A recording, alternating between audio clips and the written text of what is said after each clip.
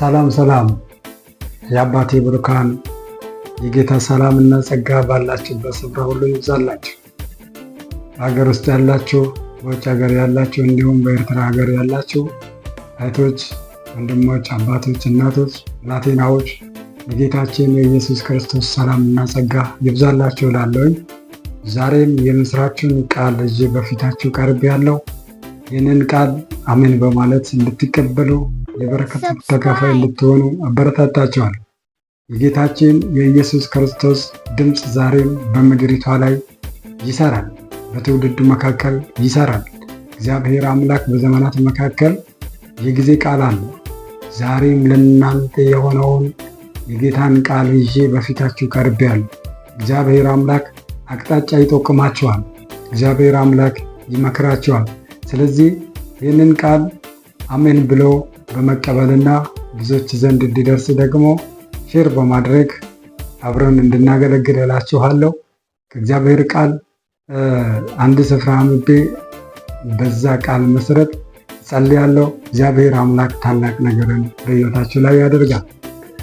ለዚህ ምስክርነት የሆነ ዘንድ የእግዚአብሔርን ቃል ማንበብ ይኖርብኛል። እንዲህ ብሎ ይናገራል። መጽሐፍ ቅዱሳችሁን እያያችሁ አሜን ብላችሁ ነው የምትቀበሉት። መዝሙረ ዳዊት ምዕራፍ 37 ላይ እንደዚህ ብሎ ይናገራል። በክፎች ላይ አትቅና፣ አመፅንም በሚያደርጉ ላይ አትቅና። እንደ ሳር ፈጥነው ይደርቃሉና እንደ ለመለመ ቅጠልም ይረግፋሉና። በእግዚአብሔር ታመን፣ መልካምንም አድርግ፣ በምድር ተቀመጥ፣ ታምነህም ተሰማራ። በእግዚአብሔር ደስ ይበልህ፣ የልብህንም መሻት ይሰጥሃል። መንገድህን ለእግዚአብሔር አደራ ስጥ፣ በእርሱም ታመን፣ እርሱም ያደርግልሃል። ጽድቅህንም እንደ ብርሃን፣ ፍርድህንም እንደ ቅጥር ያወጣል ብሎ ይናገራል። ክብር ለኢየሱስ ይሁን። ይህ ቃል የሚኖርና የሚቀጥል የሚሰራ ነው። ስለዚህ እንድትቀበሉት አበረታታችኋለሁ። ከዚህ ቃል ውጪ በእናንተ ሕይወት ላይ የሚሆን ነገር ስለሌለ ማለት ነው። በዚህ ዓለም ላይ ብዙ ነገር እናያለን፣ ብዙ ነገር እንመለከታለን። ግራቀኛችን ዞር ዞር ብለን ስናይ በጣም ጥያቄ የሚፈጥሩ ብዙ ነገሮች አሉ። ነገር ግን እነዛን ሁሉ ወደ ጎን ትተን እግዚአብሔርን ብቻ እንድንከተል፣ እግዚአብሔርን አምላክ ብቻ እንድንታመን፣ እርሱን ብቻ እንድንሰማ፣ ከእርሱ ጋር እንድንቀጥል እግዚአብሔር አምላክ በቃሉ አማካኝነት ምን ይለናል? ይመክረናል ማለት ነው። ክብር ለኢየሱስ ይሁን። ስለዚህ ይህንን ቃል እየሰማችሁ ያላችሁ አባቶች፣ እናቶች፣ እህቶች፣ ወንድሞች፣ ብላቴናዎች በሁሉም አገር ያላችሁ ይሄ ድምፅ ይደርሳችኋል። ይህ ድምፅ በደረሳችሁ ጊዜ እግዚአብሔር አምላክ ተናግሮኛል ብላችሁ እመኑ። እግዚአብሔር በዘመናት መካከል ይናገራል።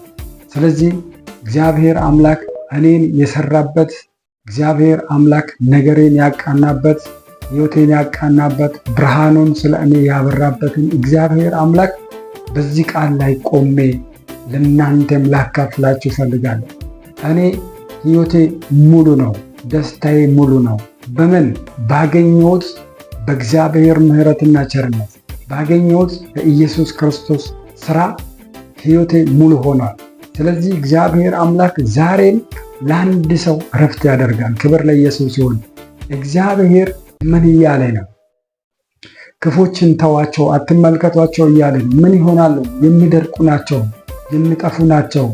እነሱን አትመልከቷቸው፣ በእነሱ አትቅኑ ይላል።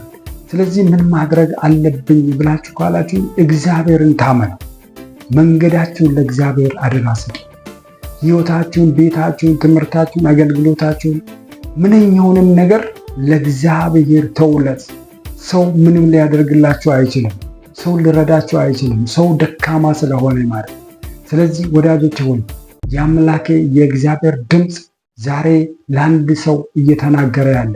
ክብር ለኢየሱስ ይሁን። የሚፈረድለት አንድ ሰው አለ። እግዚአብሔር አምላክ ከተያዛችሁበት ዛሬ ሐሳባችሁን ቀይራችሁ ለእግዚአብሔር ባላችሁበት ስፍራ ላይ ተቀምጣችሁ ለእግዚአብሔር መንገዳችሁን፣ ሕይወታችሁን አሳልፋችሁ መስጠት በጀመራችሁ ጊዜ እግዚአብሔር ኃላፊነትን ይወስዳል። ይኸው በቃሉ እንደዚህ እያለ ያለ ክብር ለኢየሱስ ይሁን። ደስ ይበላችሁ በእግዚአብሔር፣ ደስ ይበላችሁ በአምላካችሁ በፈጣሪያችሁ በእግዚአብሔር። እርሱ ነው ደስታን የሚሰጥ፣ እርሱ ነው ደስታን የሚሰጥ፣ እሱ ነው እረፍትን የሚሰጥ። ሌላ ሁሉ ጠፊ ነው። ክፋትን የሚሰሩ ሰዎች ይጦልጋሉ፣ ይደርቃሉ። ስለዚህ ወዳጆች ሆይ በእግዚአብሔር ታመኑ። መንገዳችሁን ለእግዚአብሔር አደራ ስጡ። እግዚአብሔር አምላክ ወደ ሕይወታችሁ ይመጣል፣ ይባርካችኋል፣ እጅግ በጣም ደስተኞች ያደርጋችኋል። ቤታችሁ ሙሉ ይሆናል፣ ሕይወታችሁ ሙሉ ይሆናል። ሞት ከመንገዳችሁ ላይ ይነሳል፣ ክሳራ ይነሳል። እግዚአብሔር አምላክ ባላችሁበት ስፍራ ሁኑና ነገራችሁን አደራ ስጡት። ስለዚህ ይሄ ቃል በእናንተ ላይ ይሰራል። አሜን ብላችሁ ተቀበሉት።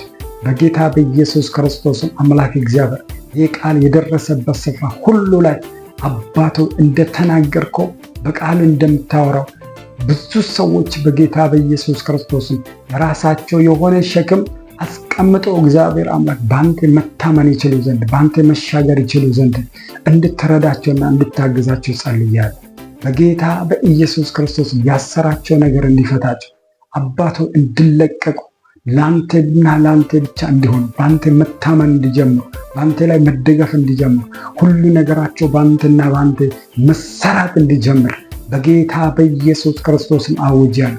ገዳዩ ከዙራቸው እንዲሞት በጌታ በኢየሱስ ክርስቶስም አምላክ እግዚአብሔር ያረጀ እባብ በጌታ በኢየሱስ ክርስቶስ ከቤታቸውና ከሕይወታቸው ላይ እንዲወድቅ ጸልያለሁ። አባቶ ይህን ታደርጋለህና አመሰግናለሁ። ብዙ ሰዎች በኢየሱስ ክርስቶስን በዚህ ቃል ስለሚፈቱ ክብር ምስጋና ለአንተ ይሁን። በልጅ በኢየሱስ ክርስቶስም አሜን።